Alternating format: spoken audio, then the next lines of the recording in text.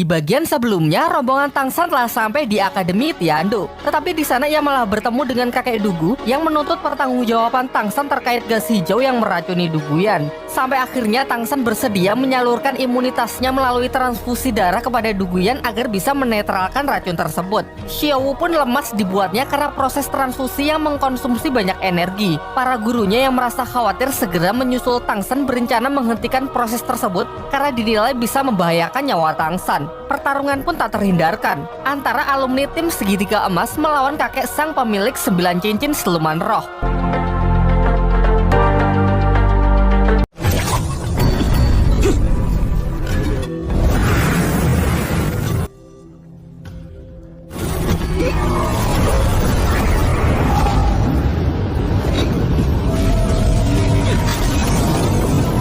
Beruntung sebelum sempat ada yang terluka, Tang San segera datang untuk menghentikan mereka sembari mengatakan kalau operasinya telah berhasil. Dan benar saja, setelah diperiksa racun di tubuh Duguyan sudah sepenuhnya hilang. Namun sayangnya Xiao Wu yang telah berusaha keras jatuh pingsan akibat transfer energi yang terlalu berlebihan. Kakek Dugu lalu mengatakan bahwa ia sempat melihat Xiao Wu telah kehilangan ketiga cincin siluman rohnya. Menurutnya hal ini mengakibatkan kekuatan roh pelindungnya tak akan pernah bisa dipulihkan lagi. Setelah Xiao Wu siuman, kakek Dugu mengajak mereka pergi ke puncak gunung untuk memanen tanaman obat. Ia tahu kalau orang-orang Sri Lanka sedang kesulitan dana, sehingga ia mengizinkan agar mereka mengambil tanaman obat sebanyak yang dibutuhkan untuk dijual dan nantinya uang yang terkumpul bisa digunakan untuk membayar biaya pendaftaran turnamen. Kemudian kakek Dugu juga menunjukkan kalau di sana terdapat sebuah pintu gaib menuju dimensi lain yang tak bisa dimasuki oleh siapapun. Diceritakan kalau pintu gaib tersebut merupakan sisa peninggalan dari perang besar dahulu kala di dunia dahulu antara sebuah organisasi rahasia yang melawan Balai Roh Pelindung. Ia menambahkan mungkin saja di balik pintu ini terdapat tanaman obat yang lebih berharga daripada yang ada di luar, meskipun mustahil ia dapat memasukinya. Sebelum mereka meninggalkan tempat itu, tiba-tiba Tang San mendengar sebuah bisikan yang menyuruhnya masuk ke pintu gaib menggunakan roh pelindung rumput peraknya sebagai kunci. Dan benar saja, mengikuti bisikan yang ia dengar, ia bersama Xiao Wu berhasil masuk ke tempat misterius tersebut. Kalau kalian masih ingat di bagian awal, tempat ini adalah padang rumput yang selalu muncul di dalam mimpi Tang San.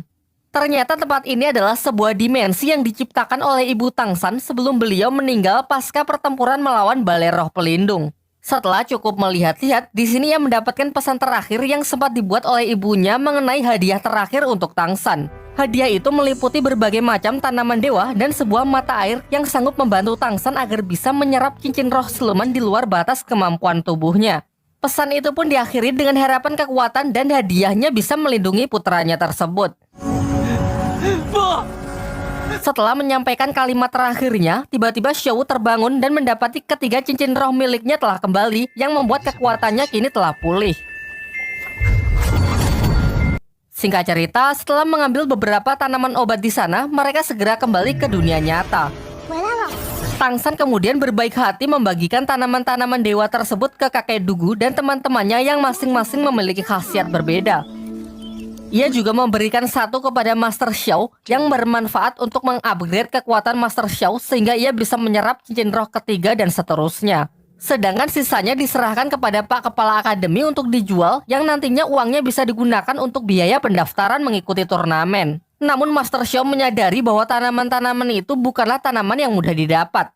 Tidak mungkin ia mengambilnya di gua milik kakek Dugu. Sampai akhirnya Tang San pun menceritakan semuanya mengenai dimensi roh ciptaan almarhum ibunya yang baru saja ia masuki bersama Xiao Wu. Setelah mendengarkan penjelasan dari Tang San, Master Xiao mengatakan meskipun Balai Roh Pelindung berkaitan dengan kematian ibunya, ia meminta agar Tang San tidak menyimpan dendam kepada Balai Roh Pelindung. Untuk lebih meyakinkan Tang San, kemudian Master Xiao mengungkapkan siapa identitas ayah Tang San yang sebenarnya. Ia menjelaskan bahwa Tang Hao, ayah dari Tang San, merupakan salah satu master roh terkuat di dunia dahulu. Pada awalnya ia adalah orang kepercayaan dari suami Bibi Dong, pemimpin Balai Roh Pelindung sebelum Bibi Dong yang mengabdi untuk Balai Roh Pelindung. Singkatnya, karena suatu alasan, Tang Hao membelot dan justru menyatakan perang terhadap orang-orang dari Balai Roh Pelindung. Akibat perang yang terjadi, menewaskan pemimpin dari pihak Balai Roh Pelindung sehingga Bibi Donglah yang maju menggantikan posisi yang kosong tersebut. Sedangkan Tang Hao, ayah dari Tang San yang dicap sebagai pengkhianat kerajaan mulai saat itu dinyatakan sebagai buronan. Di malam harinya, kakek Dugu datang menemui Tangsan. Ia sangat senang karena racun di tubuh Duguyan kini sudah benar-benar hilang, dan karena itulah ia berjanji untuk memberikan perlindungannya kepada Tangsan. Sementara itu, Ning Rongrong curhat kepada Suying mengenai roh pelindung miliknya yang telah bermutasi, yang awalnya hanya pagoda 7 tingkat, sekarang menjadi 9 tingkat. Menurutnya keanehan ini terjadi setelah ia memakan tanaman dewa dari Tangsan. Namun ketika ia ingin pergi untuk menceritakan masalah ini kepada Xiaowu, ia malah diculik di tengah jalan. Penculikan Rongrong sontak membuat semuanya panik karena mereka sama sekali belum tahu siapa penculik tersebut. Tetapi sebelum teman-temannya sempat mengejar, mereka bertemu dengan Pak Kepala Akademi yang sudah terlebih dahulu melakukan pengejaran. Ia mendapatkan pesan kalau orang yang telah menculik Ning Rongrong adalah orang dari klannya sendiri. Karena itulah ia melarang semuanya agar jangan ikut campur karena kemungkinan ini adalah masalah internal klan mereka. Dan benar saja, Ning Rongrong diculik oleh seseorang yang ternyata adalah tetuanya sendiri dari klan Qibao. Ia kemudian dibawa menuju kantor kedutaan klan Qibao yang berada di kerajaan Tiando untuk menemui ayahnya yang merupakan pemimpin dari klan Qibao. Sang ayah lalu menjelaskan bahwa tujuan ia kesini adalah untuk melindunginya dan menjauhkannya dari turnamen Akademi Roh. Karena ia mendapatkan informasi bahwa turnamen Akademi Roh kali ini hanyalah sebuah settingan yang akan dimanfaatkan untuk kepentingan dalang di baliknya. Ia juga mengungkapkan kalau sebenarnya niat memasukkan putrinya ke Sri Lanka adalah demi menghindarkannya dari turnamen Akademi Roh. Karena ia tahu dengan status Akademi Sri Lanka yang tidak resmi maka tak akan bisa mengikuti turnamen. Namun siapa sangka kalau mereka malah datang ke kerajaan Tiando untuk meminjam nama akademi. Diceritakan, ayah Ning Rongrong sebelumnya telah mendapatkan misi dari seseorang untuk mengacaukan turnamen dengan menyerang seorang peserta. Imbalan dari misi itu adalah benda pusaka yang dapat membangkitkan mutasi roh pelindung. Dalam sejarah klan Qibao dulu pernah ada orang jenius yang mencapai mutasi roh 9 tingkat. Menurutnya inilah kesempatan bagi klannya untuk mengulang sejarah tersebut. Di tengah penjelasannya yang panjang dan lebar, Ning Rongrong langsung menunjukkan kekuatan roh pelindungnya yang ternyata sudah bermutasi menjadi 9 tingkat. Ia mengaku kalau kekuatan ini bangkit setelah ia memakan tanaman dewa dari Tangsan. Di sisi lain, Tangsan dan Xiaowu mendapatkan tugas untuk menjual sisa tanaman obat di sebuah tempat lelang. Mengingat mustahil jika harus menjualnya di Shopee karena internet pada masa ini yang belum diciptakan. Sialnya, pasar lelang itu dikuasai oleh anggota bangsawan yang tempo hari berselisih dengan orang-orang Sri Lanka di Akademi Tiando. Karena dirinya yang masih menyimpan dendam, di sini ia berusaha menyulitkan Tangsan agar tidak ada satupun orang yang bersedia membeli tanaman dewanya. Akan tetapi, tiba-tiba seseorang muncul dan mengatakan akan memborong semua barang-barang yang ditawarkan oleh Tangsan. Ternyata orang ini adalah pemimpin dari klan Qibao sekaligus ayah dari Ning Rongrong. Ia sangat berterima kasih karena berkat Tangsan, putrinya kini telah membangkitkan mutasi roh 9 tingkat, sebuah kekuatan yang selama ini menjadi dambaan bagi klannya. Di waktu yang bersamaan, Oishike yang merasa khawatir menerobos kantor kedutaan klan Qibao untuk mencari Ning Rongrong.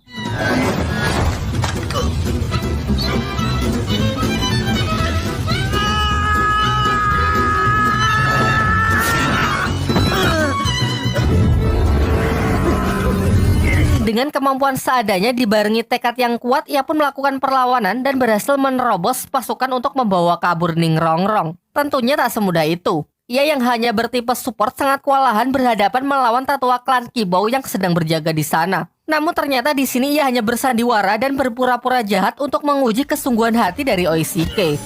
Dan benar saja, Oishike sangat serius untuk mengorbankan dirinya dan menyuruh Ning Rongrong untuk pergi terlebih dahulu. Singkat cerita, berkat kecerdikannya, ia mampu meloloskan diri bersama Ning Rongrong menggunakan kiwi terbang dari salah satu kemampuan roh pelindungnya.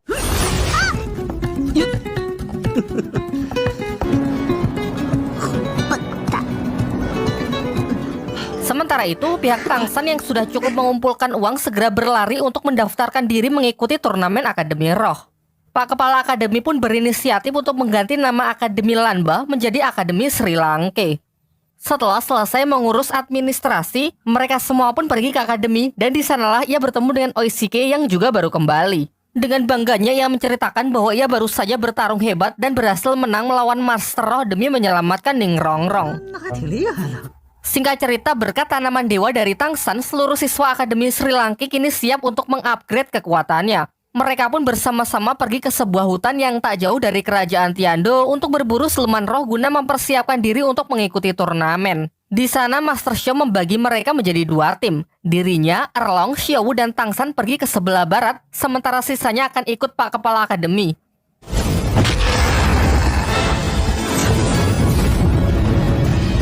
Dari sini diperlihatkan kemampuan roh pelindung dari Liu Erlong yang bernama Naga Api Ungu tengah bertarung melawan siluman roh berwujud ulat. Ia menjelaskan kemampuan apinya ini sedikit berbeda dari milik Mang Haojun, karena menurutnya lebih kuat dan lebih tak terkontrol sehingga setiap kali selesai pertarungan, maka seluruh pakaiannya juga akan ikut terbakar. Diceritakan pernah ada kejadian kocak dulu saat masih satu tim dengan Master Xiao di segitiga besi emas. Kala itu selesai pertarungan, Liu Erlong langsung jatuh pingsan sebelum sempat mengganti pakaiannya. Master Xiao mengaku tidak ada pilihan lain karena waktu itu mereka cuma berdua. Sementara Pak Kepala Akademi sudah lebih dulu pergi mengejar musuh. Sehingga Master Xiao lah yang mau tidak mau harus menggantikan pakaiannya. Melanjutkan pencarian siluman yang cocok untuk Tangsan, mereka bertemu dengan siluman laba-laba yang dinilai usianya cocok untuk Tangsan. Diketahui karena sebelumnya Tangsan telah menyerap cincin roh siluman laba-laba juga, hal ini membuat siluman laba-laba lain seakan menyimpan dendam kepada Tangsan sehingga makhluk tersebut langsung mengincarnya. Akan tetapi pengejaran itu membawa mereka ke tempat siluman laba-laba penggali yang jauh lebih besar dengan usia puluhan ribu tahun. Dengan sangkar jaring laba-labanya, si laba-laba besar itu mengurung Erlong dan Master Xiao yang membuat mereka tak bisa membantu Tangsan. Sementara itu ternyata laba-laba yang kecil kembali dan berusaha membunuh Tangsan. Di sini kita ditunjukkan untuk pertama kalinya Tangsan dapat memanfaatkan kaki laba-laba yang keluar dari punggungnya untuk melakukan manuver serta serangan untuk membunuh laba-laba tersebut. Namun di saat ia lengah, ia nyaris dihabisi oleh laba-laba besar yang juga mengejarnya. Beruntung guru Erlong yang sudah terbebas datang dan berhasil melumpuhkan si laba-laba besar. Di sini Master Xiao menyarankan agar Tangsan menyerap cincin dari laba-laba yang lebih kecil. Namun setelah membunuhnya, Tangsan malah lebih tertarik dengan laba-laba yang lebih besar yang sudah dilumpuhkan oleh Liu Erlong. Tangsan lalu teringat kalau sebelumnya ibunya memberikan mata air yang bisa membantu dalam penyerapan cincin siluman di luar batas kemampuannya. Akhirnya dengan modal itu, ia pun memberanikan diri untuk tetap menyerap cincin roh siluman lebih dari 10.000 tahun tersebut. Setelah menyerap cincin roh berwarna hitam itu, diperlihatkan ia masuk ke dalam alam bawah sadarnya dengan dikelilingi mata air dewa warisan dari ibunya yang telah ia katakan sebelumnya. Di sisi lain, teman-temannya yang lain telah berhasil mendapatkan masing-masing cincin roh keempat, namun Mang Haojun dan Dai Mumbai masih belum sadarkan diri karena terlalu memaksakan diri untuk menyerap siluman yang mendekati batas mereka. Sehingga proses adaptasi tubuh mereka menjadi lebih berat dan memakan waktu yang cukup lama. Singkat cerita, turnamen pertarungan antar Akademi Roh pun digelar. Terlihat di salah satu sudut arena, pihak Sri Lanka hanya menghadirkan 3 peserta yaitu Su Ying, Oishike, dan Ning Rongrong karena yang lain masih belum sadarkan diri dari proses penyerapan cincin roh siluman. Padahal berdasarkan jadwal yang telah dibuat, putaran pertama adalah pertandingan mereka melawan tim kedua dari Akademi Tiando. Sampai akhirnya karena wasit telah mengumumkan babak pertama akan segera dimulai, tim Sri Lanka tetap maju meskipun dengan anggota yang seadanya.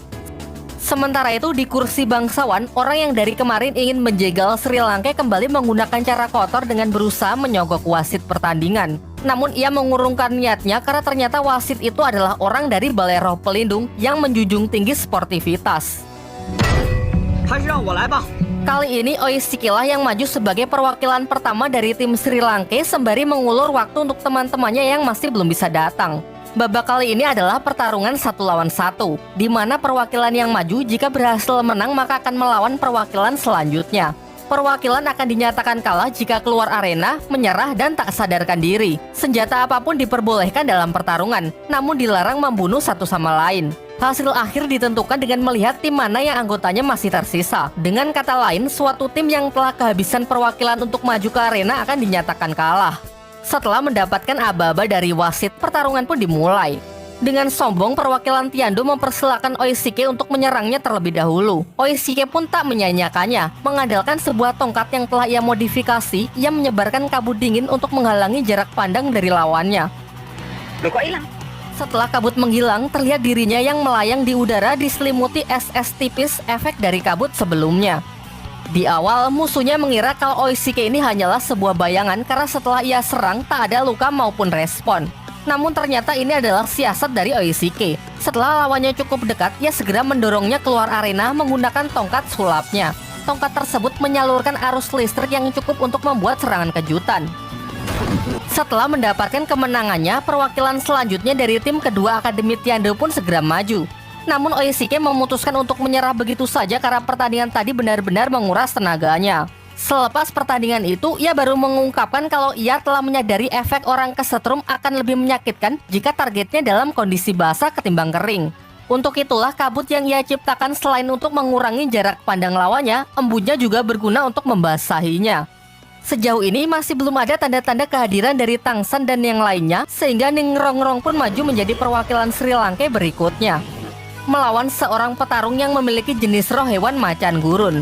Sudah jelas jika harus adu fisik, Ning Rongrong yang hanya tipe support sama sekali tak akan diuntungkan. Walaupun roh pelindungnya kini sudah mengalami mutasi menjadi 9 tingkat, sayangnya tetap tak akan berguna dalam pertarungan 1 lawan 1. Oleh karena itu, ia menggunakan berbagai macam teknik untuk tetap menjaga jarak dan menunggu kesempatan yang tepat untuk mendorong lawannya keluar arena. Dijelaskan bahwa di pertandingan sebelumnya, Oishike telah menyebar bubuk mesiu di beberapa titik arena sehingga Ning Rongrong kini bisa memanfaatkannya untuk membuat serangan kejutan. Wasit pun menilai bahwa hal ini dianggap bukan suatu pelanggaran karena apapun sisa dari pertandingan sebelumnya tak akan mempengaruhi pertandingan berikutnya, baik yang disengaja maupun yang tidak disengaja. Singkatnya, rencana Ning Rongrong tak bisa ia eksekusi dengan mudah karena lawannya yang baginya masih terlalu kuat. Terdengar dari sudut arena teriakan Oishike menyuruh agar ia menyerah saja.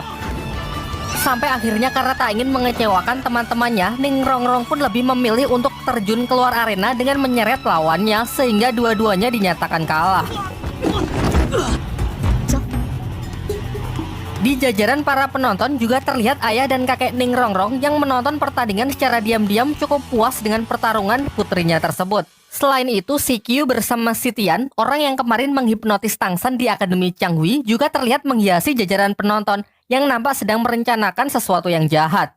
Kita kembali fokus ke pertandingan. Su Ying maju sebagai perwakilan terakhir dari Sri Lanka karena Tangsan dan yang lainnya tak kunjung muncul. Di sini ia melawan perwakilan tim kedua Akademi Tiando, seorang wanita yang diketahui adalah tipe support. Hanya dengan sekali serangan, Su Ying dapat melumpuhkannya, membuat lawannya tak sadarkan diri sehingga dinyatakan kalah. Langsung ke perwakilan berikutnya, seorang pria besar dengan kekuatan roh pelindung pengendali tanah. Dengan menggunakan puluhan batu yang mengelilingi dirinya, ia memanfaatkannya untuk memperkuat pertahanan sekaligus melancarkan serangan. Namun terlihat gerakan Su Ying yang lebih lambat dari biasanya. Dan terungkap hal ini karena kemampuan roh pelindung dari lawan wanita sebelumnya yang telah menempelkan sebuah lapisan perisai baja ke tubuh Su Ying sehingga memberinya beban saat bergerak. Meski sudah menyadari hal itu, ia tak lantas menyerah begitu saja walaupun tak berhasil mendaratkan satu serangan pun dan justru terus menerima pukulan batu dari musuhnya. Dan ternyata serangan-serangan yang ia terima adalah bagian dari strateginya demi menghancurkan perisai baja yang dari tadi membebani tubuhnya. Meskipun rencana tersebut juga memberikannya luka yang cukup fatal, alhasil usahanya tak sia-sia karena dengan ini ia bisa memenangkan pertarungan. Kembali ke arena, Su Ying yang masih mampu bertahan berhadapan dengan ketua tim kedua Akademi Tiando yang diketahui bernama Tai Long, juga memiliki 4 cincin roh dengan kekuatan roh pelindung tipe hewan buas Raja King Kong. Baru ingin melancarkan serangan pertama, Su Ying sudah terjatuh akibat tenaganya yang sudah terkuras di pertandingan sebelumnya. Namun karena tekadnya yang kuat, ia tetap tak ingin menyerah yang membuatnya dihajar habis-habisan oleh lawannya yang masih dalam kondisi segar bugar. Tai Long lalu mengungkapkan bahwa dengan kekuatan roh pelindungnya, ia sama sekali tak butuh strategi dalam bertarung karena menurutnya cukup hanya mengandalkan damage yang besar. Sampai akhirnya karena terus menerima serangan fatal, Su Ying pun dapat dikalahkan. Sementara itu, jauh di penginapan, Dai Mubai sudah terbangun dari tidur panjangnya.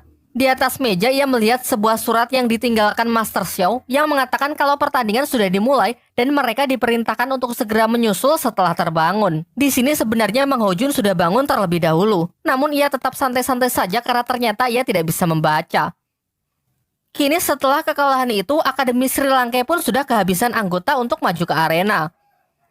Sang wasit lalu mulai berhitung. Jika dalam hitungan ketiga benar-benar sudah tidak ada perwakilan yang masuk ke arena, maka tim Sri Lanka akan dinyatakan kalah. Beruntung Tang San datang tepat waktu dan langsung masuk ke arena untuk maju sebagai perwakilan berikutnya dari Akademi Sri Lanka. Dengan kepercayaan diri yang tinggi, ia menunjukkan kekuatan roh pelindung rumput biru perak di tangan kanan dilanjutkan dengan kemunculan 4 cincin roh yang melingkar di tubuhnya. Hal ini sangat mengejutkan semua orang karena masih belum bisa percaya saat menyaksikan salah satu cincin milik Tang San berwarna hitam yang merupakan cincin siluman berusia puluhan ribu tahun. Tai pun tak ingin kalah, mengamuk dengan mengeluarkan kekuatan roh pelindung Raja King Kongnya secara maksimal, bermaksud melancarkan serangan terlebih dahulu. Serangannya itu dapat diatasi dengan sangat mudah, dan si King Kong malah terikat oleh jaring tali akar milik Tang San. Kemudian tanpa jeda langsung ditendang keluar arena.